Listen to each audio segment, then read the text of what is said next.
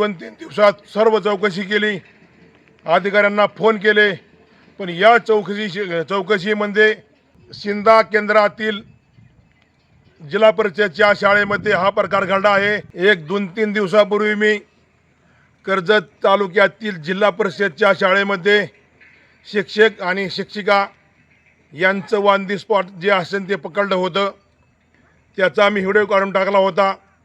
त्या व्हिडिओमध्ये मी सांगितलं होतं मी सर्व अधिकाऱ्यांकडे चौकशी करून परतचा व्हिडिओ काढला जाईल।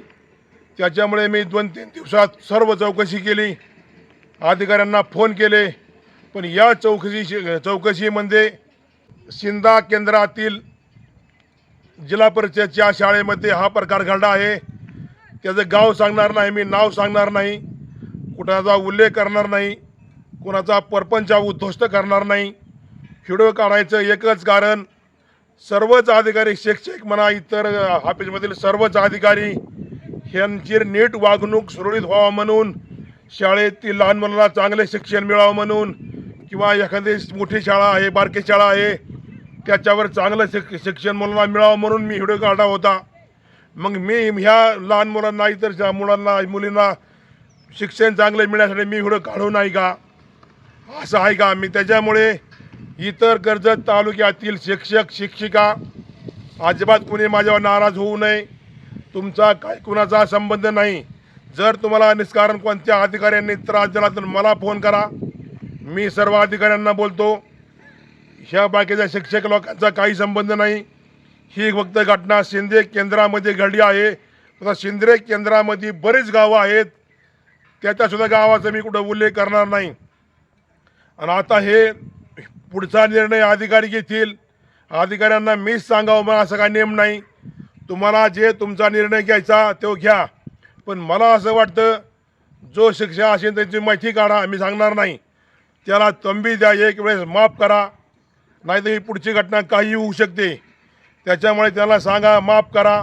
परत सांगतो, मी चांगले शिक्षक चांगले शिक्षिका व इतर कर्जत तालुक्यामधील सर्व सरकारी अधिकारी या चांगल्या अधिकाऱ्यांच्या चांगले वागणूक आहे त्यांच्या मी 100% पाठीमागं आहे।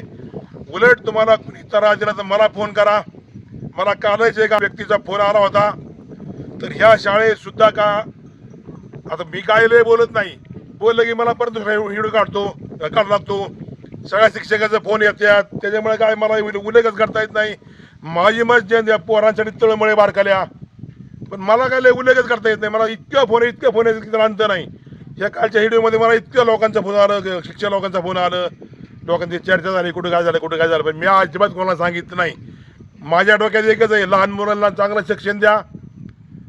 त्याच्यामुळे मी असं व्हिडिओ काढत असतो, त्याचा मला त्रासही होतो। परत सांगतो, हे काय जे असेल ते कालचं लफडं जिल्हा परिषदच्या शिंदा केंद्रामध्ये झालं आहे। ही घटना सत्य आहे, नाव गाव मिळणार नाही असं मी सांगतो। तुम्ही शाळेत राहू ही लफडं जागेवर तुमचं पकडे इतकी बिनापुरीची, तुम्ही दुसऱ्या जागा नव्हती, तुम्हाला लॉज आहे एखाद्या तिकडे उसात जाय तिकडे कुठं शाळेमध्ये पोरांच्या एकदा लफडे करता तुम्ही।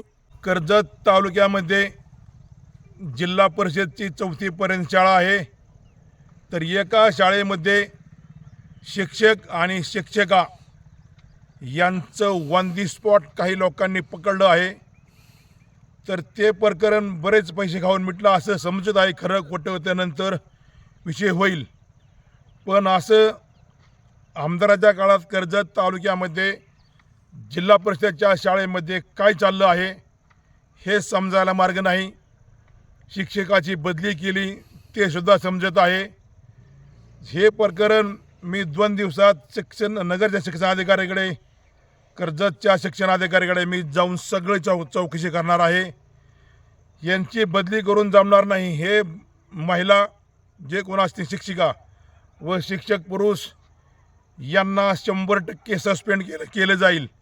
तुम्ही मुलांना शाळा शिकवित का तुमचं प्रेम करता का लफडं करता, हे अजिबात योग्य नाही। सरकार तुम्हाला लाखो रुपये पगार देते, ते कशा करता तुम्ही लहान मुलांना चांगलं शिक्षण द्यावं म्हणून। मग लहान मुलाने तुमच्याकडे हे शिकायचं का? तुम्ही लहान मुलांना तुम्ही शाळेत हे शिकवता का? हे अजिबात योग्य नाही, हे सगळे चुकीचे आहे। सर्व माहिती काढून तुम्हाला दोघांनाही सस्पेंड केलं जाईल असं मी जाहीर सांगतो, असा मी शब्द देतो. उद्यापासूनच याच्या कामाला लागतो. तुम्ही शाळेत राहू ही लफडं जागेवर तुमचं पकडे इतकी बिनापडूची, तुम्ही दुसऱ्या जागा राहू, तुम्हाला लॉज आहे एखाद्या तिकडे उसाच आहे तिकडे कुठं शाळेमध्ये पोरांना एकतर लफडे करता तुम्ही. असं करू नका ना. सत्यमेव जयते.